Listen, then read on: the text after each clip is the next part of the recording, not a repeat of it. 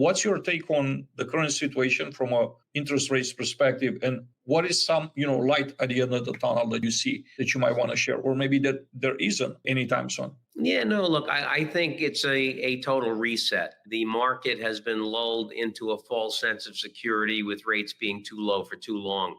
If you look at the 10-year over the past 50 years, the average 10-year has been 5.4%. I don't know what it was today. I'm dressed casually. I'm on vacation today, technically. So I didn't check what the 10-year was today. Yesterday, I think it opened at 462. Historically, that's below average. How much are rates going to go down? Are they going to go down 50 bips, 75 bips?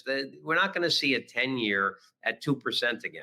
It's just not going to happen unless there's some cataclysmic global meltdown financially, which nobody's anticipating. So I think that we need to readjust the thought process. The unfortunate thing is that the interest rate policy of the Fed, I think, was based on a misdiagnosis of what the problem in the economy was. I think the Fed was making the assumption that the employment market was overheated when actually it was just undersupplied. And you raise interest rates the way you did, realizing that only about 20% of the US economy is highly correlated to interest rates. So you look, 35% of the US economy is healthcare and education. I don't know any high school kid that said, oh, I'm going to put off college next year. I'm going to wait for interest rates to come down. Or somebody who said, hey, I'm scheduled to have open heart surgery, but let me wait till the 10-year hits 3% before I go in, right? So these parts of the economy are still moving forward. The interest rate policy has disproportionately adversely affected the real estate business. It's really remarkable what's happened,